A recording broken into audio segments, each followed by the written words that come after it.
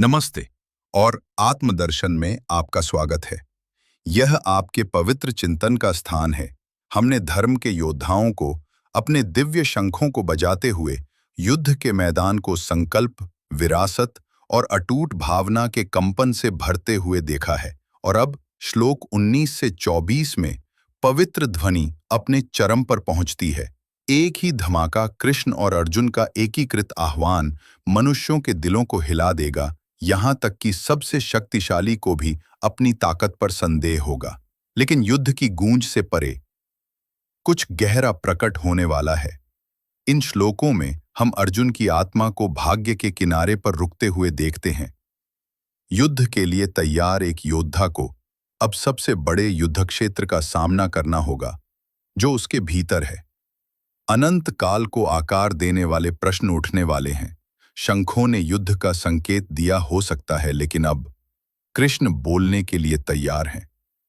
आत्मदर्शन के साथ जुड़े रहें, क्योंकि हम इस पवित्र दहलीज में प्रवेश कर रहे हैं जहां शब्द ज्ञान बन जाएंगे और संदेह दिव्य स्पष्टता की तलाश करेंगे। यात्रा अब शुरू होती। अध्याय 1, श्लोक 19। सघोषो धार्तराष्ट्राणाम हृदयानि व्यदारयत् नभश्च पृथिवीम चैव तुमुलो अभ्यनुनादयन्। इसका अर्थ है, उस प्रचंड ध्वनि ने धृतराष्ट्र के पुत्रों कौरवों के हृदयों को विदीर्ण कर दिया और वह गर्जना आकाश और पृथ्वी में गूंज उठी। यह श्लोक 1:19 विशेष रूप से इस बात को उजागर करता है कि पांडवों द्वारा बजाए गए शंखों का संगीतमय लेकिन शक्तिशाली गर्जन न केवल भौतिक रूप से पूरे युद्ध क्षेत्र में गूंजा, बल्कि कौरवों के हृदयों को भय और संकोच से भर दिया। जब कृष्ण, अर्जुन, भीम, युधिष्ठिर, नकुल, सहदेव और अन्य पांडव वीरों ने अपने अपने दिव्य शंख बजाए, तो वह ध्वनि केवल युद्ध की घोषणा नहीं थी, बल्कि एक आध्यात्मिक ऊर्जा की तरंग थी। शंख ध्वनि का प्रभाव मानसिक स्तर पर यह कौरवों की आत्मिक दृढ़ता को हिला गया। उनके भीतर संदेह, भय और चिंतन उत्पन्न हो गया कि यह युद्ध कितना कठिन होने वाला है। प्राकृतिक स्तर पर यह गर्जना इतनी गूंजती हुई थी कि आकाश और पृथ्वी तक उस गंभीर घोष की प्रतिध्वनि सुनाई दी। यह श्लोक हमें यह सिखाता है कि ध्वनि केवल श्रव्य नहीं होती, बल्कि उसकी ऊर्जा पूरी सृष्टि में कंपन उत्पन्न कर सकती है। जब ध्वनि में सत्य, संकल्प और धर्म की शक्ति समाहित होती है, तो वह विरोधियों के हृदय में संशय और साधकों के हृदय में अटूट विश्वास जागृत कर सकती है। जैसे ही पांडवों की संघर्षमयी संकल्प की ध्वनि आकाश में गूंजी, एक अद्भुत परिवर्तन हुआ। यह केवल एक युद्ध घोष नहीं था, यह शाश्वत सत्य की पुकार थी। यह ध्वनि इतनी तीव्र थी कि कौरवों के हृदय अंदर तक हिल गए। यह केवल बाहरी युद्ध नहीं था, यह आत्मा के भीतर उठते संदेहों का युद्ध था।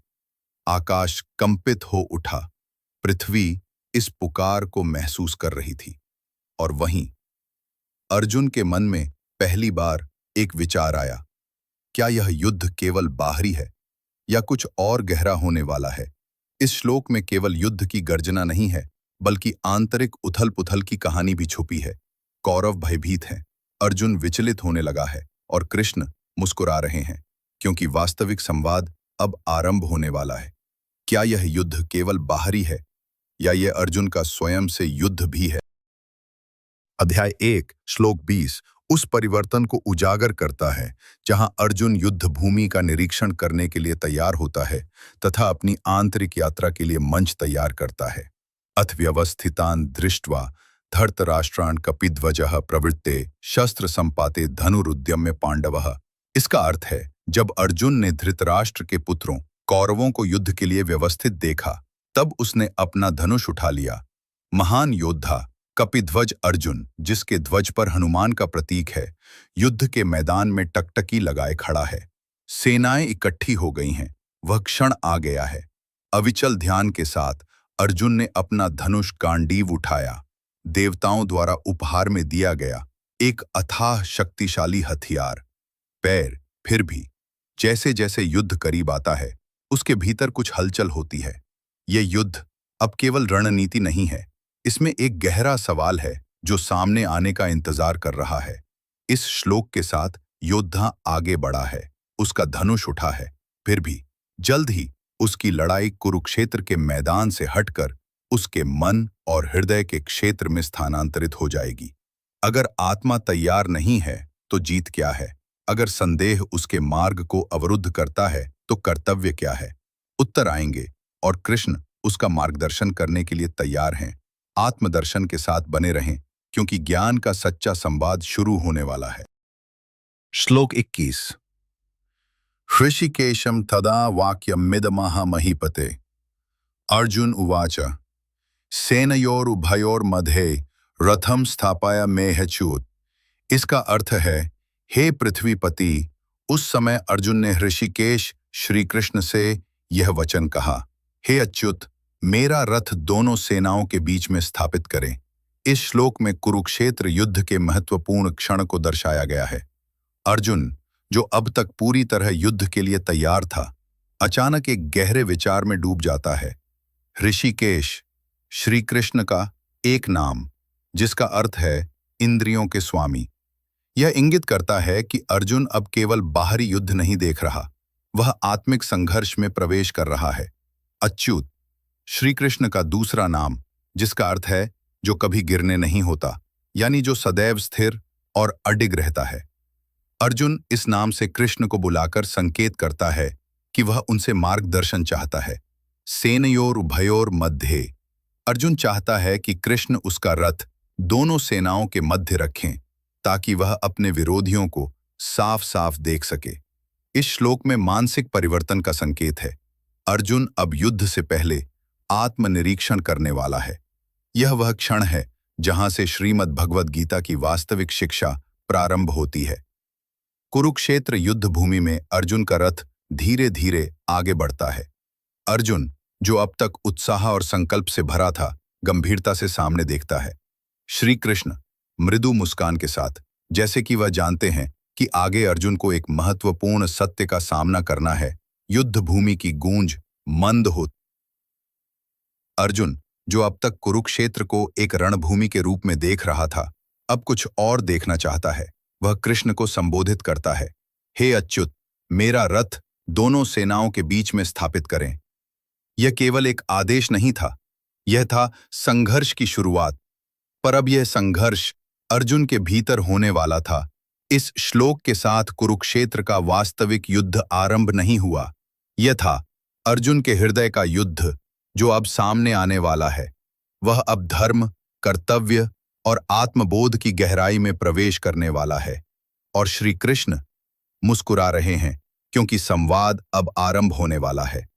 क्या अर्जुन इस युद्ध के लिए पूरी तरह तैयार है, या वह अभी स्वयं से प्रश्न करने वाला है?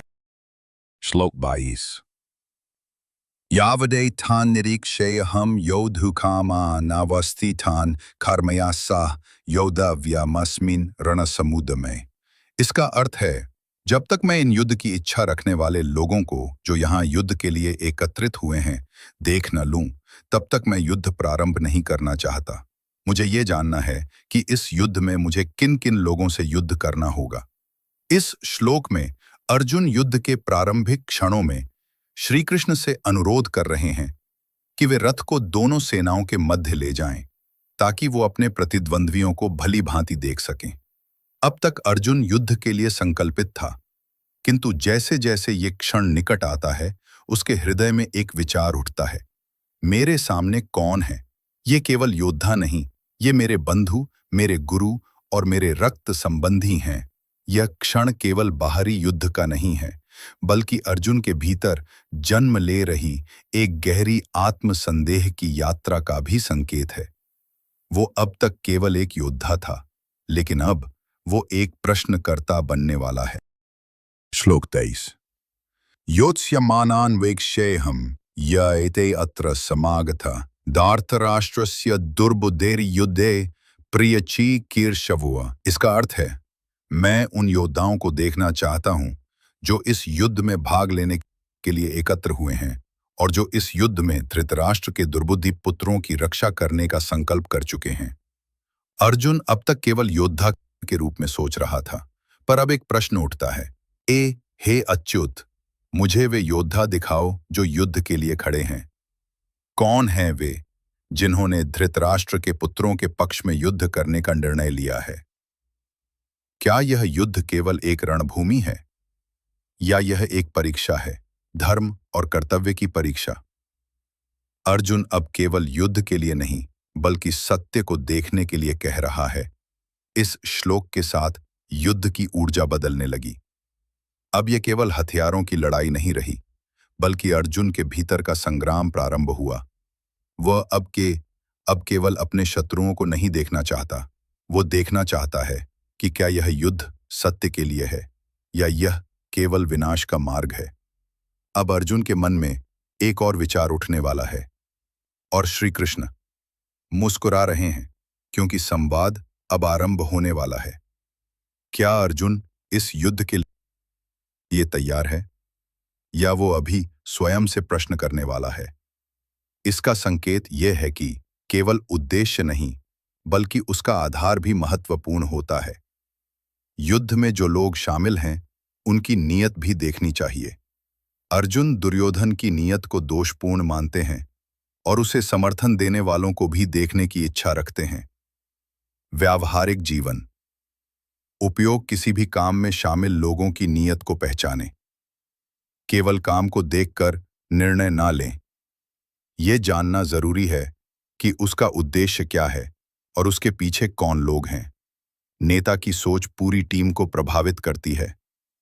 जैसे दुर्योधन की दुर्बुद्धि ने पूरी सेना को युद्ध में खड़ा कर दिया, वैसे ही आज के समय में भी एक गलत नेतृत्व पूरे संगठन या परिवार को गलत दिशा में ले जा सकता है। धर्म और अधर्म को पहचानना सीखें। अर्जुन सिर्फ अपने शत्रुओं को नहीं, उनके धार्मिक या अधार्मिक पक्ष को भी देख रहे हैं। हमें भी अपने जीवन में ये विवेक रखना चाहिए कि हम किन के साथ। श्लोक 24 संजय उवाच एवमुक्तो हृषिकेशो गुडाकेशेन भारत सेनयोरुभयोर्मध्ये स्थापयित्वा रथोत्तमम्। इसका अर्थ है, संजय ने कहा, हे भारत धृतराष्ट्र। जब गुडाकेश नींद को जीतने वाले अर्जुन ने इस प्रकार हृषिकेश श्री कृष्ण से कहा, तब श्री कृष्ण ने दोनों सेनाओं के बीच में उस श्रेष्ठ रथ को ले जाकर खड़ा कर दिया। यहाँ गुडाकेश और हृषिकेश नामों का उपयोग अत्यंत गहरा है। हृषिकेश श्री कृष्ण का विशेष नाम ओ हृषिकेश का अर्थ है इंद्रियों के स्वामी। ओ यहाँ यह संकेत करता है कि श्री कृष्ण केवल अर्जुन के सारथी नहीं बल्कि उनके भावनात्मक और आध्यात्मिक मार्गदर्शक भी हैं। ओ अर्जुन का मनोवैज्ञानिक संघर्ष प्रारंभ हो चुका है और श्री कृष्ण उनकी आत्मा की यात्रा का मार्गदर्शन करने वाले हैं। 2 रिडिस्ट्रीब्यूशन अर्जुन का विशेष नाम। ऊ गुडाकेश का अर्थ है जो निद्रा पर विजय प्राप्त कर चुका है। ऊ यह दर्शाता है कि अर्जुन एक जागृत योद्धा है, लेकिन अब वो एक नए आध्यात्मिक जागरण की ओर बढ़ने वाले हैं। ऊ अर्जुन ने विजय की यात्रा के लिए युद्ध क्षेत्र में प्रवेश किया था, लेकिन अब वह वास्तविक सत्य की खोज शुरू करेंगे। 3 डिसिप्लिन श्री कृष्ण का निर्णय रथ को सेनाओं के मध्य स्थापित करना। रथक यह निर्णय अत्यंत सूक्ष्म और मनोवैज्ञानिक है। अर्जुन का असली परीक्षा अब शुरू होगी, जब वो अपनी ही परिजनों, गुरुओं और प्रियजनों को शत्रु के रूप में देखेगा। श्री कृष्ण ने अर्जुन को ठीक उस स्थान पर खड़ा किया जहां उसे अपने भीतर उठने वाले संशय और धर्म युद्ध की सच्चाई का सामना करना था। संजय कहे हैं, और तब ऋषिकेश ने गुडाकेश की प्रार्थना को स्वीकार किया। उन्होंने श्रेष्ठ रथ को उन 2 महान सेनाओं के बीच में स्थापित किया। गति नहीं थी, ये था अर्जुन के जीवन का सबसे बड़ा मोड़। अब वह देखने वाला था कि यह युद्ध केवल एक रणभूमि नहीं बल्कि कर्तव्य और भावनाओं की गहरी परीक्षा है। अब अर्जुन के हृदय में एक और विचार उठने वाला था, क्या वह इस युद्ध को सहन कर पाएगा? के साथ युद्ध की ऊर्जा बदलने लगी। ये केवल हथियारों की लड़ाई नहीं रही बल्कि अर्जुन के भीतर का संग्राम प्रारंभ हुआ। वो अब अपने शत्रुओं को नहीं देखना चाहता, वो देखना चाहता है कि क्या यह युद्ध सत्य के लिए है या यह केवल विनाश का मार्ग है। अब अर्जुन के मन में एक और विचार उठने वाला है और श्री कृष्ण मुस्कुरा रहे हैं क्योंकि संवाद अब आरंभ होने वाला है। क्या अर्जुन इस युद्ध के लिए तैयार हैं या वो अभी स्वयं से प्रश्न करने वाला है? आइए आत्मदर्शन के अगले अध्याय में इस गहन संवाद का साक्षात्कार करें।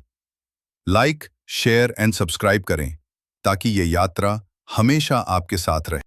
इस क्षण के साथ युद्ध भूमि स्थिर हो जाती है। युद्ध का आरंभ नहीं हुआ, लेकिन कुछ अत्यंत महत्वपूर्ण घटित होने वाला है। अगले श्लोक 25 से 30 में हम इस महत्वपूर्ण मोड़ का साक्षात्कार करेंगे। श्री कृष्ण अर्जुन के रथ को भीष्म पितामह और द्रोणाचार्य के सामने ले जाकर रोक देते हैं और उसी क्षण योद्धा अर्जुन का हृदय कांप उठता है। अर्जुन, जो अभी तक दृढ़ और निश्चयी था, अब अपने गुरु, अपने परिवार और अपने प्रियजनों को अपने विरोध में देखता है। उसकी सांस धीमी हो जाती है, उसकी पकड़ कमजोर होने लगती है।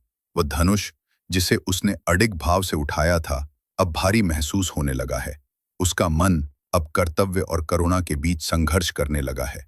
धर्म क्या है जब प्रेम और निष्ठा उसे चुनौती देने लगती है? विजय का क्या मूल्य है यदि वह हर संबंध को तोड़ दे?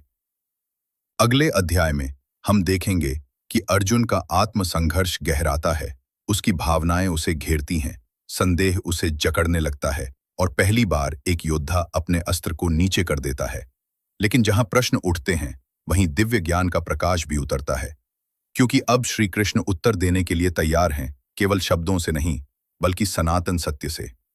आत्मदर्शन के साथ इस यात्रा में बने रहें। अगला अध्याय आपके अंतर मन को स्पर्श करेगा। लाइक, शेयर और सब्सक्राइब करें, क्योंकि एक अद्भुत आध्यात्मिक परिवर्तन का क्षण अब आने वाला है।